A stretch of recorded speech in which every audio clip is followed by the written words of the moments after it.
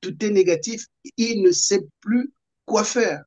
Et c'est en ce moment-là que l'on demande d'avoir de la grandeur, de dire, de reconnaître parfois que peut-être même présenter des excuses ou dire je n'en peux plus, essayons de voir si on peut trouver d'autres solutions ensemble. Et peut-être quelque part en ce moment-là, on pourra dire, bon, il y a l'humanisme qui est revenu. Et face à cela, il vaut mieux que nous soyons tous humains et voir comment proposer de nouvelles solutions pour sauver ce peuple qui est complètement anéanti, écrasé, et que quelque part les autorités politiques actuelles confondent cet état de posture, cette posture, ils confondent cela en une résilience. Ils disent que les Congolais sont résilients. Être dans une résilience, c'est espérer, c'est-à-dire, on le dit, en lingala, on dit la résilience se traduit par attendele, c'est-à-dire que je vais me relever. Je suis en train de souffrir actuellement, mais je vais me relever dans 2 matins, dans 3 matins. Or là, les Congolais ne peuvent même plus se relever. Quand vous avez un Congolais qui vous appelle de Brazzaville, il dit toujours, là, c'est fini, là. On n'en peut plus. Là, C'est c'est fini. fini, évidemment, comme vous le dites, Jean-Paul Ebenga, évidemment. Mais qu'est-ce qui peut expliquer, selon vous, bien entendu, qu'il veuille encore se maintenir au pouvoir, malgré cet échec constaté par tout le monde, au plus rien ne marche, tout est, comme qui dirait, tous les voyants sont au rouge. Et vous avez dit qu'il n'y a même plus d'espoir, il n'a même plus rien à proposer. Son discours, son dernier discours du 28 novembre dernier, est une illustration. Il n'a plus rien à proposer puisque désormais, ce sont des menaces. Un président qui commence à menacer, ça veut simplement dire qu'il n'a plus rien à proposer. Mais comme vous le relevez exactement, un président, un président ne doit pas être craint. Un président ne doit pas être craint. Un chef d'État ne doit pas être craint. Un chef d'État doit être admiré, adulé. Mais vous avez vu, non? Euh, Moi, j'ai écouté son message du 28 novembre avec d'autres compatriotes, hein, avec même un compatriote qui semblait être membre du PCT ou bien un pro-PCT. Mais à la fin de ce message, ce compatriote, c'était une douche froide qu'il avait prise. Et qu'il avait prise, c'est étonnant. À la fin de ce message, le chef de l'État, M. Denis Sassou Nguesso, dit, quelle que soit la force de la pluie, cette dernière ne peut pas effacer les taches de la peau d'une panthère. Vous voyez? Peut-être que c'est lui, il se prenait maintenant pour une panthère, donc à faire peur aux gens. Et ce n'est pas un beau discours. Si c'est de lui-même, c'est bien malheureux. Si c'est encore son entourage, alors là, les Congolais, ils sont plongés dans les ténèbres. Parce qu'ils ont affaire à des dirigeants orgueilleux dans la démesure, suffisants, vous voyez, et qui n'ont aucune vision. Et donc, on est là, on va droit dans les ténèbres. Le pays ne va plus être dirigé comme il se doit. Mais imagine que d'une panthère, il soit une panthère en papier. Que les Congolais découvrent que c'est une panthère en papier, comme les Chinois disaient des tigres en papier. Mais la pluie pourra bien enlever les taches sur sa peau, puisqu'après tout, c'est une panthère en papier. C'est bien malheureux. Et ici, les Congolais sont encore violents. Il ne faut pas chercher à inculquer l'idée de la violence aux compatriotes. Parce que cette violence-là, quand les compatriotes vont vous la retourner, ben, ils vont peut-être, au lieu de chercher à enlever tout simplement les taches qui sont sur la peau, ils vont carrément enlever votre peau et ce n'est pas bon.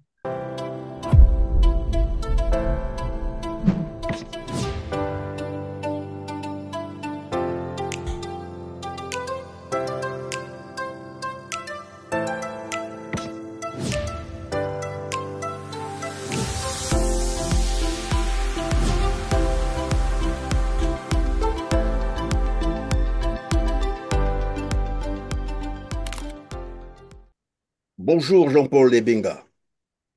Bonjour, Christian Perrin. Merci, j'espère que vous allez bien.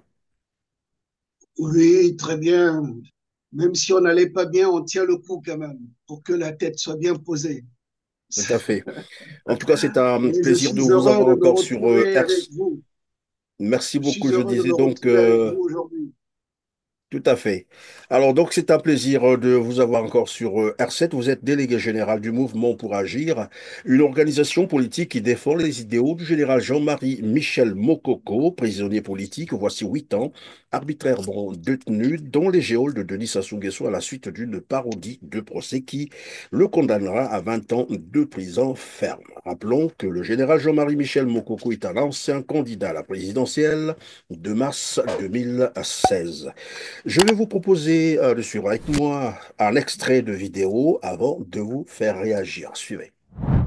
Le chef doit s'imposer par l'exemple. Il est le modèle sur lequel ses collaborateurs tireront leur propre comportement. Un chef paresseux, tribaliste et voleur ne peut donner le bon exemple à ses collaborateurs. Mon programme politique, pour cette période que je considère comme une transition réparatrice face aux dégâts observés, s'articule sur les points ci-après. Au plan économique, le fleuve Congo devra retrouver sa vocation première de voie d'accès à nos localités riveraines, mais aussi à un commerce sous-régional. Pour ce faire, le dragage du fleuve doit se faire de façon régulière comme naguère, afin de permettre une meilleure navigation.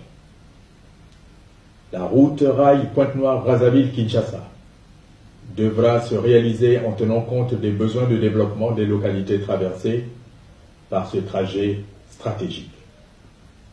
Nous devons restituer à notre pays sa vocation de pays de transit en restructurant le réseau routier intra- et extra-national. Les zones économiques spéciales, qui sont une stratégie de développement économique avérée dans les pays émergents, devront cesser d'être un simple slogan ou un moyen dispendieux d'évasion des deniers de l'État. Bien voilà, Jean-Paul Ebenga. 8 ans après, avec un recul, peut-on désormais affirmer que finalement, le Congo-Brazzaville avait manqué un grand rendez-vous de son histoire, c'est-à-dire de s'être privé du général Jean-Marie Michel Mokoko comme président de la République. Comme vous l'avez relevé, Monsieur Christian Perrin, c'est un virage manqué.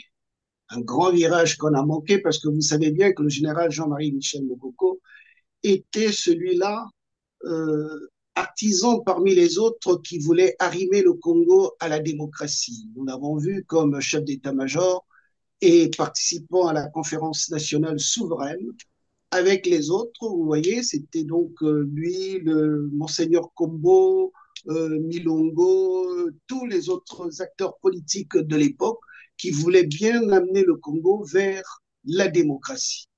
Et puis, vous savez tout ce que nous avons connu, tout ce qui a arrêté l'arrimage de la démocratie du Congo, la guerre de 1997, une guerre La guerre, il faut fratricide, peut-être préciser que c'est un coup d'État militaire.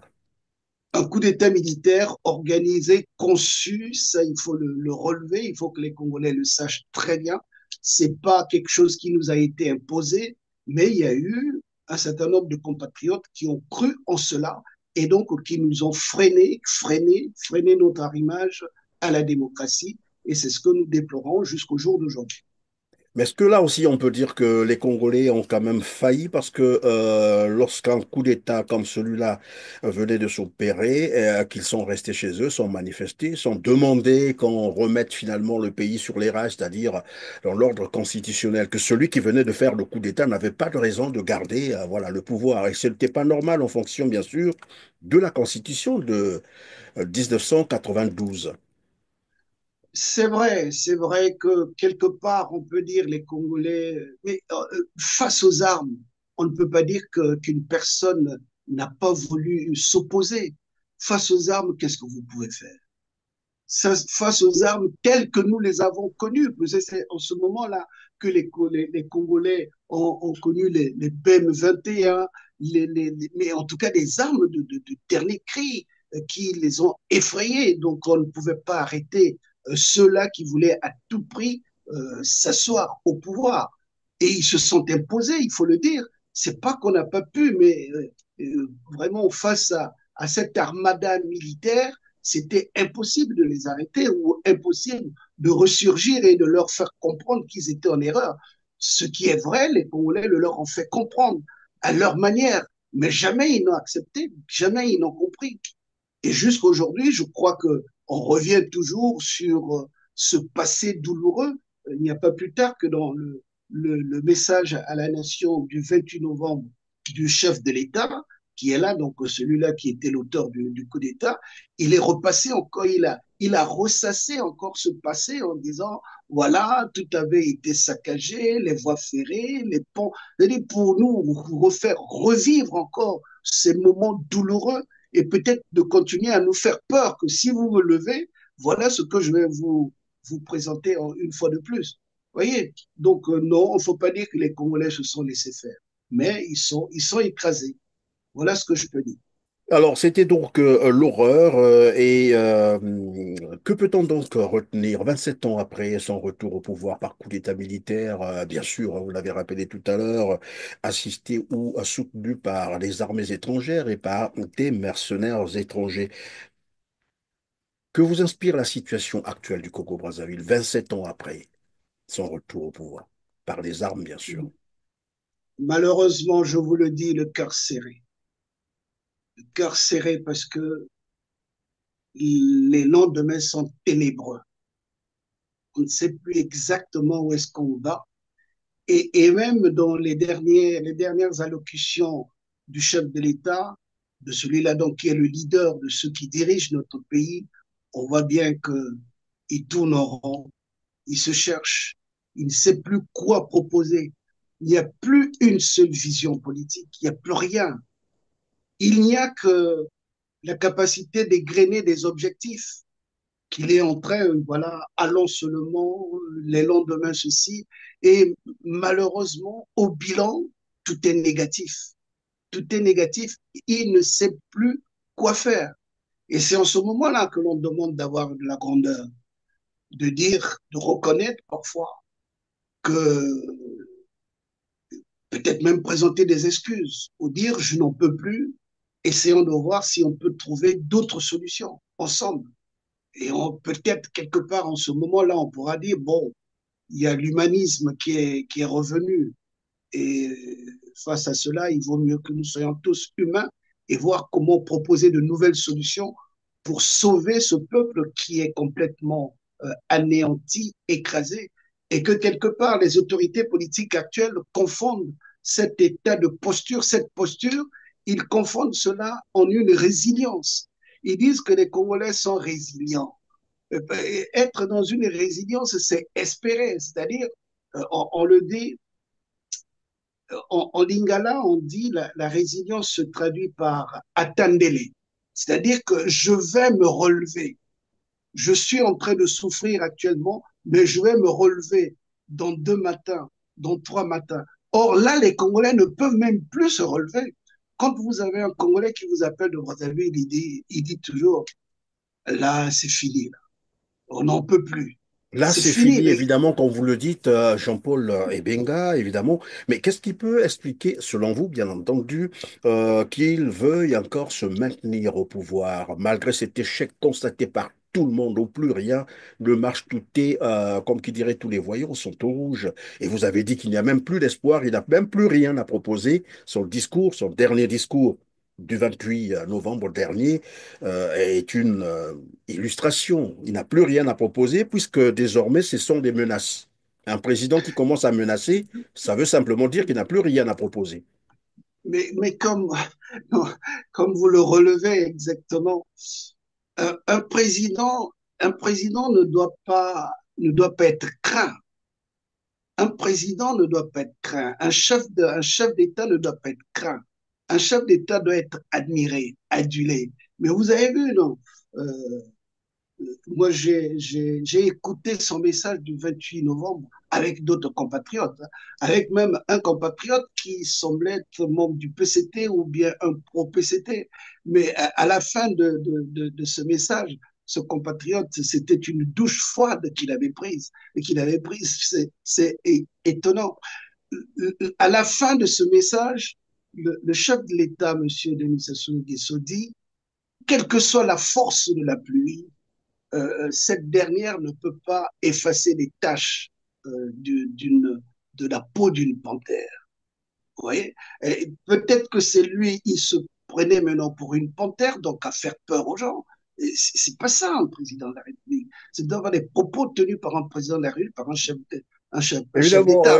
Jean-Paul Ebega, vous allez me Oui, pardonner pour évidemment l'intérêt de nos téléspectateurs qui nous suivent à travers le monde, parce que tout le monde n'a peut-être pas forcément suivi ce discours. Je vais proposer donc un extrait de ce discours et on revient. Vous allez continuer le développement de votre réponse tout à l'heure. Suivez. Peuple congolais,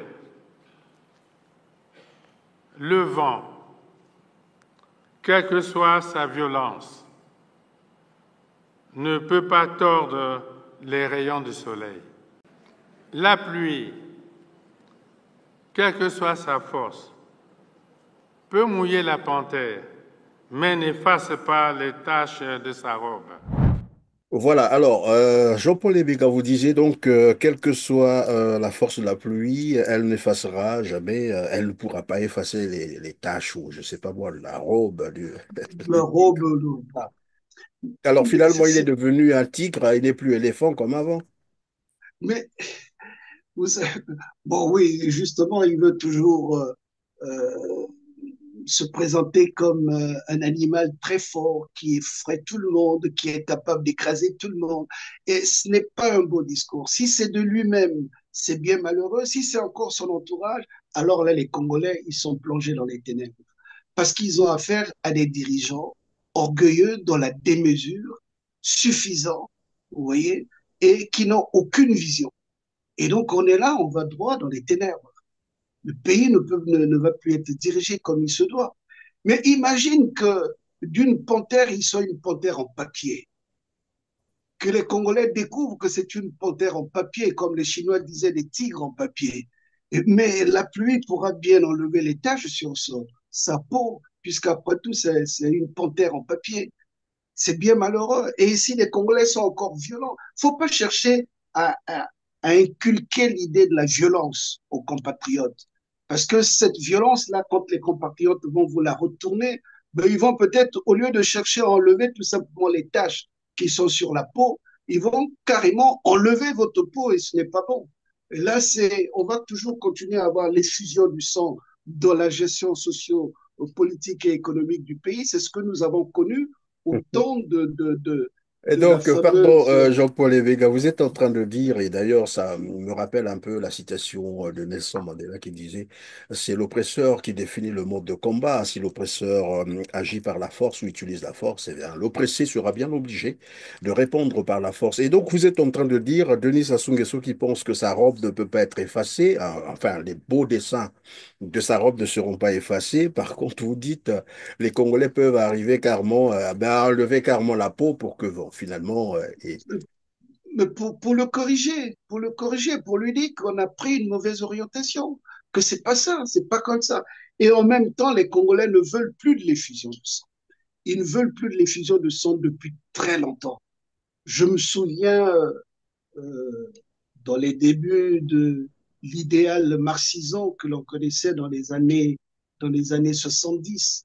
On disait, Yabiso révolution, Yero mama, Tobo Imakila, Yero mama.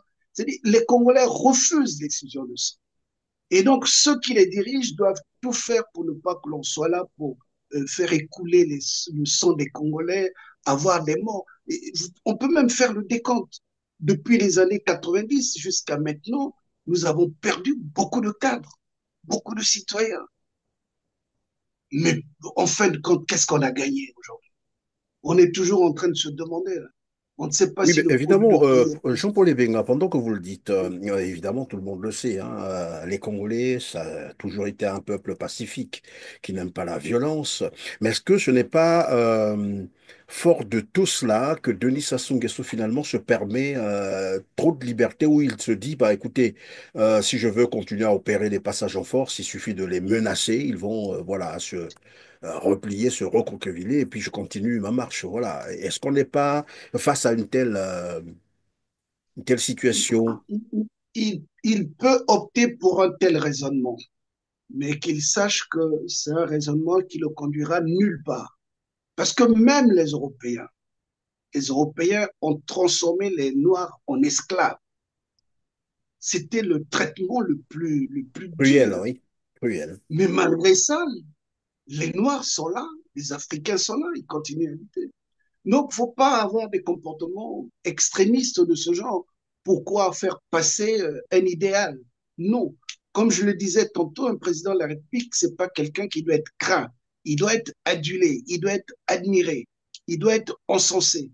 Mais il ne doit pas se dire, moi j'adopte telle attitude pour faire peur aux gens, parce qu'ils sont faibles et autres. Non, le peuple n'est jamais faible. Le peuple n'est jamais faible. Un jour, il se réveillerait, mais regardez un peu l'histoire politique, mais là, tout récemment, en Syrie, vous voyez comment est-ce qu'on traite ceux qui ont été dirigés et ceux qui ont dirigé le pays. Est-ce qu'il faut assister à des scènes de ce genre? Est-ce que c'est nécessaire? Est-ce que c'est utile dans la construction d'un pays? Je dis non. Et donc, il faut que, si c'est de par lui-même ou de son entourage, il faut qu'il arrive à adopter une autre attitude, la plus conciliante, celle qui va développer ce qu'on appelle la reliance dans un pays, le vivre ensemble. Et ça, depuis les pères de l'indépendance du Congo, ils ont développé ce discours, ils ont développé des gestes tels que Yulu et Opango se sont retrouvés ensemble, main dans la main, pour montrer au reste de la population ou au peuple qu'il faut que l'on soit ensemble. Sous Massamba Deba, par exemple, on avait des slogans politiques, même si on ne les avait pas pour, appliqués, mais au moins on disait un seul peuple, un seul idéal, un seul parti, un seul combat. Et tout le monde s'appelait frère, sœur. Sous Marie Ngouabi, on a dit tout pour le peuple. Vous voyez? Donc, il y avait toujours des slogans de ce genre et autres pour développer la reliance, le vivre ensemble des Congolais. Mais là, depuis un certain temps, il n'y a aucune terminologie qui est utilisée pour permettre aux Congolais de se retrouver, de se reconnaître comme compatriotes ou comme liés à leur pays. Tu réussissais Évidemment, à ton bac, Jean-Paul ça Ebenga. va le bac. N'est-ce pas Oui, parce que Denis Sassou Nguesso n'aime pas que les Congolais découvrent évidemment leur histoire, notamment des pères de l'indépendance, tel que vous venez de le rappeler tout à l'heure, que finalement il s'est fait une histoire à lui où c'est lui, voilà, l'homme le plus fort.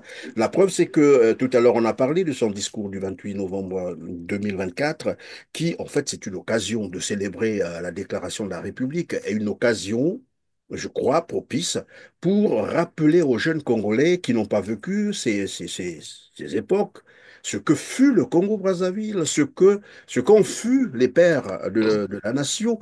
Mais curieusement, à cette occasion, il a profité plutôt pour venir menacer les Congolais au lieu de rappeler l'histoire du Congo. C'est une façon de dire, ça n'a rien à voir avec cette histoire, c'est lui l'homme fort et il faut l'obéir au doigt et à l'œil. mais effectivement, il veut toujours occulter le passé. Parce qu'il sait que de ce passé, les Congolais doivent en prendre conscience pour savoir comment construire leur présent et comment envisager leur avenir. Le passé du Congo, malheureusement, se limite seulement à l'exercice du pouvoir par M. Sassou. Vous voyez? Tout ce qui a été fait avant le 28 novembre, il faut que les jeunes générations sachent pourquoi est-ce qu'on a retenu cette date comme une journée pour la République. Mais c'est une journée très particulière. C'était le fruit d'une lutte contre la colonisation, contre la domination étrangère, française précisément. Le Congo, le Congo, cet État conçu donc par le système colonial, appartenait à une communauté des États dominée par la France, gérée administrativement par la France. Mais les luttes d'indépendance ont fait que l'on passe de cette communauté à une république. Les dominateurs, les dominants qui étaient les Français, ne pouvant pas contenir les aspirations des Congolais, donc les premiers leaders politiques, était obligé de lâcher du lest, de faire passer l'État congolais qui était dans une communauté en une république. Et c'est le 28 novembre que cela a eu lieu. Normalement, il faut que les jeunes, cette génération, sachent que cette date-là est obtenue, c'est le fruit de lutte, de libération du Congo, de la libération de l'esclavagisme et autres, de la colonisation plus précisément. Et ça, malheureusement, M. Sassou ne dit aucun mot et Ouais, l'histoire commence par non lui. seulement qu'il n'a pas dit un seul mot là-dessus, mais simplement parce qu'il a craint que la jeunesse s'inspire de cette histoire pour le mettre dehors, parce que là, on a l'impression de vivre également une autre époque de colonisation, je mets ça entre guillemets. Quelqu'un me disait ici sur ce même plateau que le régime Sassou, c'est un régime d'occupation. La vérité, c'est ça, c'est que il s'est installé, lui, ses amis, ses complices, ses soutiens, en train de dépecer le Congo. Et qu'il a peur de rappeler cette histoire qui concerne une lutte d'un peuple pour la libération. C'est une évidence. Et qu'on le veuille ou non, de toutes les façons, on voit bien que le Congo est dominé économiquement, politiquement, par, ça il faut le dire, son gêne. Et c'est ce qui explique tout ce que nous constatons au niveau de l'Afrique de l'Ouest. Il y a la souveraineté qu'il faut exprimer. Et quelque part, la façon de gérer le pays par M. Sassou montre bien que M. Sassou est de pair avec ceux qui nous colonisent, ceux qui dénaturent le Congo, donc les Occidentaux, au premier desquels se trouvent les Français. Donc M. Sassou ne travaille pas pour le Congo, il travaille pour les étrangers. Et il est soutenu par son équipe qui est là, qui a pris la direction du pays de façon brutale et qui l'exerce avec toute la brutalité que nous sommes en train de constater. Et Alors, ça, vous avez, évidemment, malheureusement, pardon, Jean-Paul Ebenga, vous avez dit Denis Sassou Nguesso travaille pour ben, voilà, les puissances étrangères, il travaille pour les étrangers. Et voilà qui nous amène donc au deuxième volet de cette interview, c'est le Rwanda au Congo-Brazzaville. L'autorisation, j'allais dire express, cette fois-ci, a été donnée parce que la parole d'un chef de l'État compte aussi pour une autorisation, elle est officielle. Et là, l'autorisation a été donnée aux Rwandais de s'installer au Congo, Brazzaville. Je vous propose donc de suivre cet extrait et on revient sur le plateau. J'encourage les promoteurs ayant d'ores et déjà exprimé leur intérêt pour l'agro-industrie dans notre pays à engager la réalisation de leurs projets, y compris à travers des partenariats publics-privés. La thématique agricole est évidemment indissociable de la question foncière, objet récemment de polémiques politiciennes avec la prétendue cession-vente des portions de notre territoire à des étrangers. Alors, Jean-Paul Ebenga, finalement, malgré bien sûr l'opposition affichée par les Congolais contre ces accords avec le Rwanda, des accords de cession de terres arables du Congo-Brazzaville, rappelons que c'est 1200 hectares qui ont été cédés aux Rwandais. Deuxièmement, le projet relatif à la culture du ricin en République du Congo. Les travaux réalisés entre la société Crystal Venture Limited et le ministère en charge des affaires foncières ont permis d'identifier les terrains dans les départements du Niari, de la Bouenza et du Poul. Il y a aujourd'hui près de 121 000 hectares qui sont disponibles sur les 150 000 hectares escomptés pour la réalisation de ce projet. On a beau se justifier, tergiverser, mais aujourd'hui, évidemment, c'est une confirmation. Et là, Denis Sassou Nguesso dit aux Rwandais, vous pouvez désormais vous installer. Et l'opposition affichée par la population congolaise, il appelle ça une polémique. Et vous disiez tout à l'heure que finalement, Denis Sassou Nguesso est là pour servir les étrangers. Là, c'est encore une illustration, c'est ça. C'est une belle illustration que les Congolais doivent s'en saisir pour continuer à montrer leur rejet, pas des Rwandais, mais des autorités politiques rwandaises. Les Rwandais, ce sont nos continotriotes, un terme qu'on utilisait pour dire que bon, c'est un frère africain du même continent. Vous voyez, dans le message du 28 novembre, M. Sassou, comme vous l'avez relevé, qualifie toutes les critiques que l'on faisait à l'endroit de sa politique comme si c'était de simples polémiques. Alors que, vous voyez, les Congolais ne sont pas xénophobes. Les Congolais ont bien reçu les Rwandais chez eux. Si un Rwandais veut s'installer dans une ville congolaise, il n'a pas de difficulté. Il peut acheter une parcelle de terre de 20 fois 20 mètres carrés, 20 mètres, ce qui fait 400 mètres carrés. On peut acheter des parcelles. Ça, il n'y a pas de problème. Même des parcelles de 600 mètres carrés, c'est possible. Mais là, comme vous l'avez relevé, 1200 hectares que l'on a concédés comme ça aux Rwandais. 1200 hectares. Mais M. Sassou a une constitution qu'il a imposée même aux Congolais en 2015. Cette constitution relève très bien c'est l'article, je sais que j'ai bonne mémoire au moins, c'est l'article 217. Une partie du territoire, lorsqu'elle doit être concédée aux étrangers, l'institution politique, les autorités politiques doivent passer par le Parlement pour que le Parlement donne au moins sa position, pour que le Parlement examine quand même. Mais qu'est-ce qui a empêché que dans les accords établis entre l'équipe politique de Sassou et les Rwandais, cette démarche n'a pas été empruntée, tout en sachant que le Parlement congolais n'est constitué que des godillots, des gens qui sont là en faveur du président de la République. Pourquoi est-ce qu'il n'a pas emprunté cette voie-là?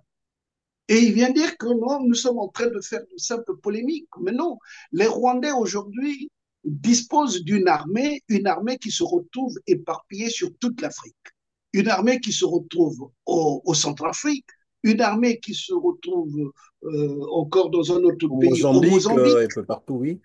et les Rwandais se retrouvent au Congo-Brazzaville. Mais nous n'avons pas d'armée à pouvoir contenir les Rwandais. Notre armée aujourd'hui est réduite seulement à la garde présidentielle, à un bataillon. L'armée est réduite, je peux le dire, je l'affirme, parce que la garde présidentielle au Congo, c'est le bataillon qui a la plus grande dotation en équipement militaire. Mais la garde présidentielle n'est pas un bataillon de défense d'un pays. La garde présidentielle, c'est la garde républicaine. Et elle doit être réduite à une simple compagnie, peut-être un escadron ou un peloton pour assurer la garde du président de la République. Notre leader, le général Jean-Marie Michel Mokoko, a bien montré pendant la conférence nationale, au moment où l'intégrité physique du président de la République était menacée, il y avait juste un petit peloton qui gardait le président de la République. Et sa sécurité avait été très bien assurée. Contrairement à maintenant où pratiquement il y a pas de velléité et autres. Qu'est-ce que c'est qu'avoir tout un bataillon pour assurer la sécurité du président de la République est assurée même par toute notre armée, par tout notre dispositif de défense. Qu'est-ce qu'il y a à avoir un grand nombre de gens pour assurer la garde présidentielle? Non. Vous voyez? Donc, les Rwandais qui se retrouvent par chez nous avec une armée bien outillée, bien structurée, si d'ici là, on leur faisait remarquer de façon brutale qu'ils se sont emparés d'une partie du Congo, nous n'aurons pas la possibilité de les bouter hors du Congo. Si en RDC, on n'arrive pas à les bouter, c'est parce que la RDC n'a plus une armée bien structurée. C'est un problème de rapport de force militaire. Vous croyez qu'un pays comme la RDC devait avoir des difficultés à anéantir le M23, les quelques rebelles, ou à repousser l'armée rwandaise? C'est parce qu'en RDC, il n'y a plus d'armée. Chez nous, c'est la même chose, il n'y a plus d'armée aussi. On est donc dans la même configuration et c'est sûr que les Rwandais vont nous dominer d'ici peu, incessamment sous peu, puisqu'après tout, c'est un secret de polichinelle. Les Rwandais sont déjà installés au Congo. ils sont installés à Yamba, ils sont sous forme d'agriculteurs, ils sont installés à Mindouli sous forme d'agriculteurs, et là, ils s'installent à Maluku. Ça, tout le monde le sait. Ils sont même à Lifula et autres confondus avec quelques de ceux-là qui se considèrent comme des militaires alors que les autres sont nettement plus équipés, plus outillés qu'eux. Vous voyez? Donc c'est bien malheureux que le Congo se retrouve dans cette situation avec la malgouvernance du système Sassou. La souveraineté territoriale du Congo-Brazzaville est menacée, évidemment. Vous avez là fait état de ces bataillons, probablement la garde présidentielle, qui ne pourrait jamais faire face à cette armée aussi nantie, aussi en matériel qu'on nomme, qui est l'armée rwandaise. Alors, mais le fait d'abord de prendre pour polémique l'opinion publique congolaise, n'est-ce pas là une façon pour Denis Sassou Nguesso de dénier aux Congolais le droit, par exemple, à l'expression, pourquoi pas, participation à la vie de la nation et aussi, dans le même temps, il faut dire que finalement, Denis Sassou Nguesso n'a jamais considéré les Congolais. Mais il le dit, il est le seul maître à bord. Circulez. Moi, j'impose et vous devez suivre. Il a dit dans son message, même son expression magico, quoi, de panthère avec la pluie et autres, c'est pour dire, moi, je ne vous écoute pas. C'est moi qui impose et vous devez obéir. Il Mais n'y à a ce pas de moment-là, dialogue. qu'est-ce qu'il faut faire, Jean-Paul Ebenga? Mais le seul moyen, c'est de le faire partir. Et par tous les moyens possibles. Par Par tous tous les les moyens moyens, par possibles et imaginables. élection présidentielle, par un dialogue, par comment? Non, par les élections, ce sera une grande utopie. Regardez, bon, je vais dire pourquoi est-ce que c'est une utopie. Oui. Présentement, le dispositif administratif de Sassou a déjà recensé les Congolais, donné même une valeur. Je crois qu'on se retrouve à près de 6 millions, un 6 millions. recensement qui a été fait par son système. Il y a un découpage administratif qui nous tombe dessus contre toute attente. À un moment où nous avons des difficultés financières, voilà, on se retrouve avec 3 départements auxquels il faut avoir des préfets, il faut avoir des présidents de conseil. Donc, le train de vie de l'État va être encore beaucoup plus onéreux.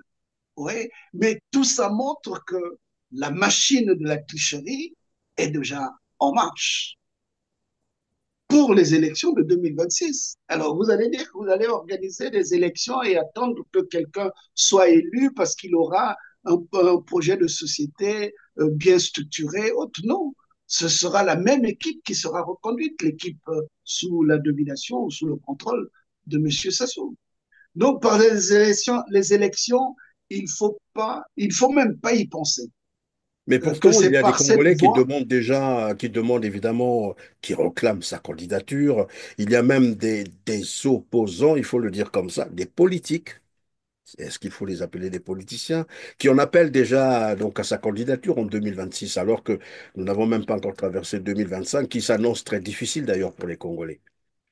Comment expliquer cela? Non, mais oui, c'est bien malheureux pour ces compatriotes qui se disent de l'opposition et qui demandent qu'on aille vers les élections. Parce que je crois qu'ils n'ont pas bien approfondi leurs analyses ou quelque part ils se disent euh, le système Sassou est tellement ficelé qu'on ne peut pas arriver à le renverser. C'est bien malheureux qu'un opposant puisse raisonner de cette manière. Euh, le peuple lui-même, structuré, entraîné par ceux-là même qui veulent que M. Sassou arrête l'exercice de son pouvoir, ce peuple-là pourra bouter M. Sassou de la direction du pays avec son équipe. C'est pas, on ne parle pas de bouter un individu quand on parle de M. Sassou et autres, c'est son système, c'est le rejet de tout le système, d'une manière, d'une façon de diriger un pays où c'est la domination, c'est la brutalité, c'est la crainte. C'est ça ce que les Congolais doivent rejeter. Et ils doivent le faire dans, de tout leur ensemble. C'est pas un petit groupe. Et puis, malheureusement, comme il y en a aussi qui sont violents, brutaux comme Sassou, nous craignons qu'ils prennent aussi les armes pour dire que c'est le seul moyen qui leur reste. Mais les Congolais ne veulent plus de l'effusion de sang. Mais malheureusement, tous ces scénarios peuvent s'imposer contre toute attente. Tous ces scénarios peuvent s'imposer. Il y en aura qui diront, ben voilà, si on ne prend pas les armes, rien ne va changer. Mais à ces gens-là qui prennent les armes, qu'est-ce que vous pouvez leur dire? Vous allez seulement constater, et puis après, on va dire que ce n'est pas bien. Mais ils auront déjà posé leur acte. Mais est-ce que c'est bien qu'on ait toujours les fusions de sang au niveau du Congo? Mais pendant que vous le dites, il faut peut-être rappeler ici qu'un peuple qui n'a plus rien à perdre est une bombe et il faut craindre que les choses dégénèrent. Mais comme vous êtes en train de le dire, dans la violence que ne veulent plus d'ailleurs les Congolais, ne veulent plus les Congolais parce que pour avoir déjà vécu ces expériences, mais cela ne leur empêchera pas de réitérer un certain nombre de choses si cela s'imposait. Et là, je vais passer à un autre volet, c'est sur le volet social. Évidemment, vous avez constaté, comme tout le monde, hein, d'ailleurs, vous suivez l'actualité congolaise, des grèves qui se déclenchent un peu partout, dans tout le secteur, j'allais dire, la fonction publique, santé, enseignement, quoi encore, finance, transport, partout, c'est des grèves et des salaires, disons, les arriérés de salaire jusqu'à 76 par là. On nous parle même de 120 mois d'arriérés de salaire non payés, en fait, dus aux travailleurs de la mairie, je crois, de Ouesso, c'est ça. Et face à cela, Denis Sassou Nguesso n'a rien à proposer comme solution que de dire que c'est là une anarchie. Et donc, même les travailleurs n'ont plus le droit d'exercer, voilà, ou de revendiquer voilà, leur salaire, leurs droits sociaux. Alors, quand je l'avais écouté euh, euh, se référer au BIT, au Bureau international du travail, pour dire que ce que les travailleurs congolais posaient comme acte était de l'anarchie et il fallait qu'ils fassent attention parce qu'il ne faut pas qu'ils cassent l'outil de travail. Mais l'outil de travail pour les professeurs d'université, parce que l'université Marien Gwabi, les professeurs sont en grève, mais l'outil de travail, c'est quoi? Vous croyez que les professeurs d'université, les enseignants vont se mettre à casser les tables bancs ou bien les projecteurs ou bien encore les bâtiments? Non. Il faut s'intéresser à leur situation sociale. Le professeur d'université, quand il quitte chez lui, il va à l'université, c'est pour rencontrer les étudiants et transmettre ses connaissances. Mais s'il ne peut plus se déplacer parce qu'il n'a plus son salaire, il ne peut plus payer les moyens de transport pour se rendre à son travail, transmettre son savoir à un étudiant. Là, c'est donc le pouvoir qui est en train de casser l'outil de travail. Là, ce sont les autorités congolaises qui ne mettent pas à la disposition des étudiants le savoir qu'ils attendent, les connaissances qu'ils attendent. Vous voyez comment est-ce que le système politique de Sassou essaie de renverser les rôles. Ce sont ceux qui dirigent qui ne permettent pas le fonctionnement correct, légal de l'État. Mais ceux qui dirigent, ils trouvent des boucs émissaires. Vous croyez que celui qui est fonctionnaire, par exemple, dans une collectivité locale, qui a 12 mois, 13 mois d'arriéré de salaire, il aura encore le courage de se rendre au travail et puis signer les actes de naissance Mais on se des posera enfants qui d'ailleurs la naissent. question de savoir comment va-t-il trouver, où va-t-il trouver les moyens pour Soyons continuer sérieux. à assurer son transport. Mais Soyons encore, il faut sérieux. qu'il se nourrisse. Mais c'est ça, c'est bien. Non, mais ils sont toujours là en train de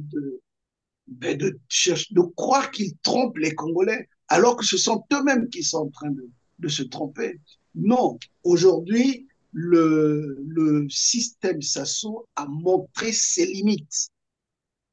Est-ce limites qui que, peuvent être Jean-Paul Ebega, interprétées pardon, comme est-ce des qu'on peut comprendre incompétences. par là que finalement ce régime veut pousser les Congolais à bout? C'est aussi Ah, une possibilité. inévitablement, peut-être même sans le savoir. Peut-être même que les Congolais sont au jour le jour poussés à bout sans qu'eux-mêmes ils s'en aperçoivent. Parce qu'ils vont s'apercevoir tout simplement le jour où ils vont se lever, me prendre peut-être des armes et autres, et puis poser des actes insensés. C'est ce qui est malheureux. C'est ce qu'on est en train de constater, surtout ceux qui sont à l'extérieur du Congo. Donc, nous autres, qui sommes par exemple en France, nous sommes en train de constater que c'est une espèce de cocotte minute, le Congo-Brazzaville. Le Congo-Brazzaville est une cocotte minute. D'ici là, le couvercle va, va, va s'élever, va s'enlever, Mais qu'est-ce qui peut s'envoler de expliquer façon ça? C'est quelle brutale. stratégie politique ça? Tous les jours, il y a un acte que le gouvernement pose, évidemment, pour pousser les Congolais à bout. Je m'entretenais avec quelqu'un au téléphone avant même de commencer cette émission qui me disait, mais il est sur place, il dit, mais on ne comprend pas. Tous les jours, il y a quelque chose que ce pouvoir fait pour énerver tout le monde. C'est comme si, voilà, ils sont en train de chercher à créer un trouble, probablement pour après sortir les armes. Mais c'est quoi cette stratégie politique? Non, je crois que psychologiquement, il faut dire ils ont atteint le maximum de ce dont ils étaient capables de fournir. C'est le plafond de verre, c'est comme ça que l'on interprète. L'individu croit qu'il peut atteindre, qu'il peut s'améliorer alors qu'il a atteint ses limites maximales. Et, et se met donc à poser des actes qui paraissent insensés. Enfin, qui ne paraissent pas, mais qui sont insensés. Et là, donc, de plus en plus, le peuple est en train de prendre conscience. Et c'est ce qui traduit cette espèce de cocotte minute. Le peuple prenant conscience au jour le jour, un jour, ça va exploser. Un jour, ça va exploser. Mais pour ceux qui dirigent, ils ne font pas exprès. Je crois que c'est fini, là. Ils ne peuvent plus produire autre chose. Mais regardez, les autorités congolaises sont à la recherche d'argent de façon effrénée.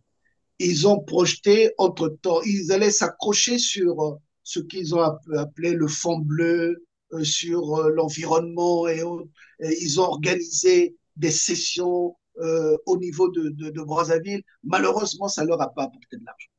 Aujourd'hui, ils vous parlent, par exemple, de la construction d'un oléoduc Un qui ira oléoduc de Pointe-Noire Pointe-Noire. jusqu'à Brazzaville, à Maluku, très chaud. Mais Oui. je peux vous rappeler que c'est un vieux projet qui date de depuis l'Issouba. Mais depuis l'Issouba, à l'époque de l'Issouba, mais c'était le leitmotiv de la politique de l'Issouba.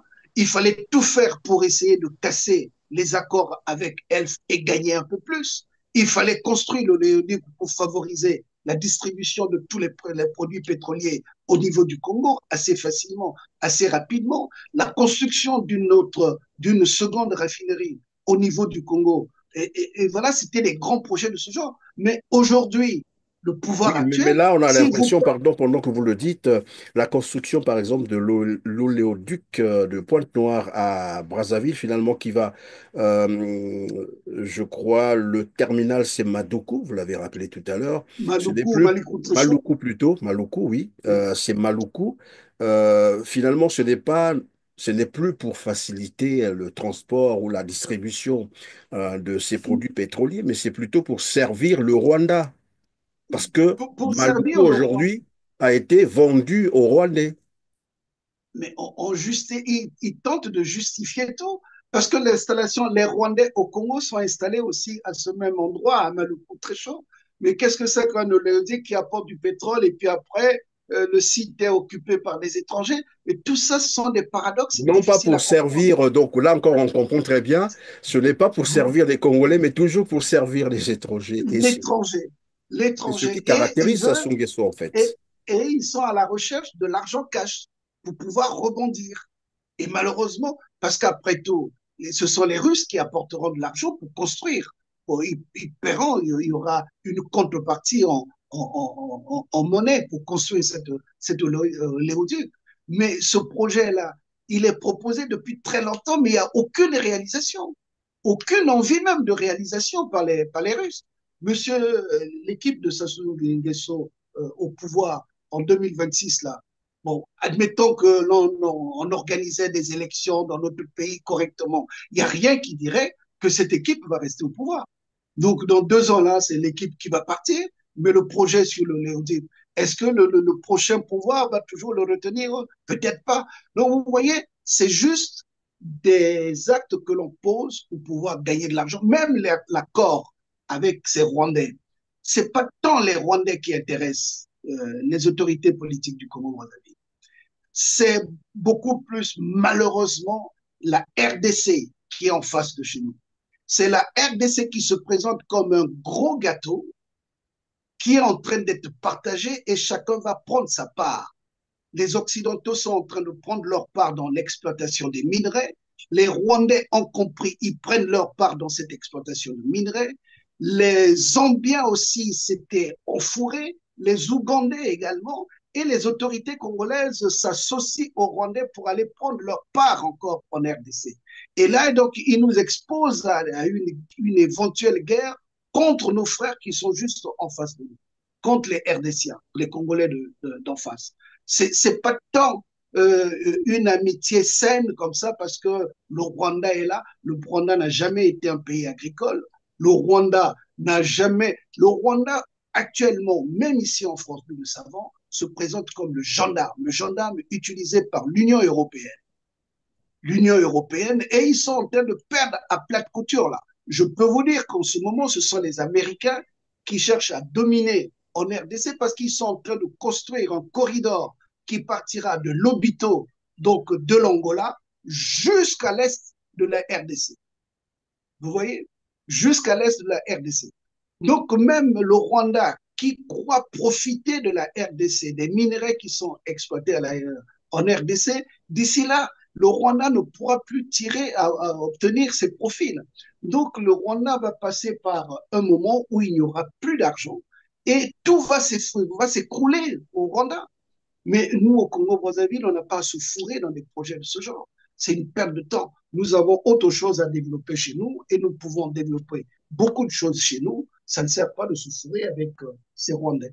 Donc voilà la petite Évidemment, nous analyse allons que je voulais passer à un faire. autre volet, cette fois-ci, qui concerne évidemment le traitement social, bien sûr. Le gouvernement venait d'annoncer donc l'augmentation du SMIC, le salaire interprofessionnel minimum garanti à 70 500 francs CFA. Maintenant, il est encore à 50 400 francs CFA. Bon, après, nous savons que 2025 viendra vers 2026. C'est aussi une façon probablement pour ce régime de commencer à faire campagne, pourquoi pas. Mais une campagne, lorsqu'on parle de 70 000 francs CFA pour un Congolais, c'est là le panier de la ménagère. Parlons-en. Oh, si ce n'est pas un programme de campagne électorale, ce sont des slogans vains. Ce sont faire passer le SMIC de 50 400 ou des poussières à 70 000, l'augmentation n'est que de 20 000 francs. 20 000 francs CFA. Monsieur Christian Perrin, 20 000 francs CFA, c'est juste pour le transport en commun à Brazzaville, c'est 150 francs. Donc, c'est passé à 150 francs 200, aller. 300 par là, oui, avec les Bon, demi-terrains. prenons 200 francs chiffrant. 200 francs aller, donc la personne quitte son domicile pour son travail, 200 francs aller, 200 francs retour, donc 400 francs par jour. Vous voyez? Mais après 10 jours, on se retrouve à 4 000, après 20 000, après 20 jours, 8 000. On est plus loin de 10 000 par mois que l'on dépense pour le transport. Oui. Vous voyez? Donc, bon, maintenant, si on prend 30 jours pleins pour le transport, les 20 000 francs sont déjà épuisés. Vous voyez? Mais si ce même travailleur au SMIC est locataire, et s'il a une femme, s'il a un enfant, donc soyons sérieux, le Congo-Brazzaville est suffisamment riche pour que le SMIC ne se limite qu'à 70 000 francs CFA par mois. Pourquoi est-ce qu'on peut gagner 15 millions de francs au Congo-Brazzaville? Pourquoi? Pourquoi 15 millions? Pourquoi 6 millions, 7 millions, 9 millions aux gens? 25 Pourquoi? millions, 30 millions, oui. Soyons sérieux. Là, il est en train de se moquer de gens. Ce sont des promesses qui n'ont aucune signification pour les Congolais. Et dans le même Nous, temps, on a hein, évidemment les parents de la famille régnante qui font des fêtes des, tous les des, des, jours, voilà, des des fêtes voyages, tous de les jours. tourisme. Mais l'équipement des voitures à des prix De luxe. Non, soyons sérieux. Vous voyez? Non. Le Congo produit du pétrole. Mais le chef de l'État, M. Sassou Nguesso lui-même, l'a relevé. Le domaine minier, dans son discours, si vous lisez bien ce qu'il a dit, et il semble que le domaine minier n'est même pas contrôlé. On ne sait même pas quelles sont les entrées financières rapportées par le domaine minier de notre pays. Le Congo produit Mais de parce que le l'or, du secteur diamant. aujourd'hui, et c'est ce qu'il faut peut-être révéler à nos téléspectateurs, le secteur minier est tenu par le ministre Pierre Auba, qui en a fait son patrimoine privé. Désormais, c'est la famille Auba qui gère les mines au Congo. Mais tout ça, c'est même la famille présidentielle, la famille Obal, tout ça, ce sont des parents, c'est la même famille, là. Vous voyez, le Congo, en ce qui est du cuivre, le Congo transforme le cuivre sur place. Le Congo vend du cuivre sous forme de lingots. Vous voyez? Mais tout ça, ça rapporte de l'argent. Et vous allez vous limiter un pays de ce genre à 70 000 francs CFA au SMIC et la production du bois. Donc, soyons sérieux. Et c'est là où il faut dire aux Congolais, mais réveillez-vous, qu'est-ce qui se passe? C'est vrai que c'est très dur. C'est vrai qu'en face de vous, il y a des armes qui sont pointées et les gens ont la gâchette, ont le doigt sur la gâchette. Mais quelque part, parfois, on choisit la mort que de vivre de façon misérable. Non, c'est Oui, mais à ce moment-là, inadmissible. la population peut se dire, mais écoutez, nous, on attend les leaders pour nous conduire. Que dit donc le mouvement pour agir? Non, le leader, je peux vous prendre un exemple. Là, c'est vrai, c'est une très bonne question. Notre leader, en 2016, avait eu l'inspiration de demander au peuple congolais de se lever. Il avait dit de façon solennelle. Donc, les Congolais ne peuvent pas dire qu'il leur manque un leader. Les C'est leaders, on plutôt va les toujours Congolais les qui autres. n'ont pas suivi, c'est ça, en fait. Les Congolais n'ont pas suivi. Les Congolais, mais c'est là où il faut aussi que l'on demande à ces mêmes Congolais d'avoir la capacité d'analyser, de savoir dans quelle situation sociale ils se trouvent. Il y a ce qu'on appelle l'inadmissible dans un individu. L'individu peut dire ceci, je ne l'accepte pas. D'accord? Mais on ne va pas dire que les leaders ne leur ont pas montré le chemin. Si, les leaders leur ont montré le nôtre au moins. Mais malheureusement, en tenant ces propos, quelque part, j'ai un tout petit peu de crainte parce que mon leader se retrouve entre les griffes de ce pouvoir. Et on peut dire, alors, ces militants sont en train de tenir des propos de ce genre, autant mieux lui donner la mort dans la maison d'arrêt dans laquelle ils l'ont fourré. Et Non, ça, mais on va pas on tout de sait. même, on ne va pas tout de même céder au chantage. Dans tous les cas, ils font tout ce qu'ils veulent et bon, ils n'ont jamais reculé devant quoi que ce soit. Ça ne peut pas être voilà, on peut pas céder. Enfin, ça c'est ce que moi je pense, hein, ça n'engage que moi. Il n'y a pas à céder au chantage. Mais dans tous les cas, il faut une solution pour sortir, évidemment, comme je dirais tout à l'heure, il faut sortir le Congo de ce chaos parce que là, on ne sait même plus où est-ce qu'on va. Comment faire? Vraiment, il faut que le pays sorte de ce chaos et il faut que ceux qui dirigent en prennent conscience et le plus rapidement possible. Bon, la Ça ne vérité, sert c'est qu'il pas, le prolonge jamais conscience, Jean-Paul. mais Eh bien, ça ne on sert les pas connaît. qu'ils tiennent des discours menaçants et autres parce que personne ne fait peur à personne au niveau du coup. Ça, ils le savent très bien. Personne ne fait peur à personne. Ça, qu'ils le sachent. On peut tenir des propos violents et autres, personne ne pourra reculer. Personne ne pourra reculer. Ça, il faut qu'ils le sachent. Et c'est bien malheureux qu'ils soient comme des sourds inutilement. Hein. Et je crois qu'ils auront beaucoup plus à gagner en prenant conscience, en disant que le pays a pris une orientation qui n'est pas bonne, essayant de voir comment trouver des solutions. Ça va être beaucoup plus honorable de leur part. Ça va être beaucoup plus honorable de leur part. Nous allons terminer donc cette interview. Jean-Paul Ebenga, je vais vous laisser donc le temps qu'il nous reste pour conclure. Probablement quelque chose à dire aux Congolais, mais aussi aux gouvernants qui sont là face à la situation chaotique du pays. Face à cette situation chaotique, surtout le climat politique, l'une des solutions que nous réclamons très souvent, c'est la libération de tous ceux qui sont considérés comme prisonniers politiques dans notre pays, au premier rang desquels se trouve le général Jean-Marie Michel. Ça va apaiser les Congolais. Et après avoir apaisé le peuple, vous pourrez les rassembler. Et après les avoir rassemblés, vous pouvez vivre donc ensemble. Si vous apaisez, vous rassurez, vous rassemblez, vous construisez un pays.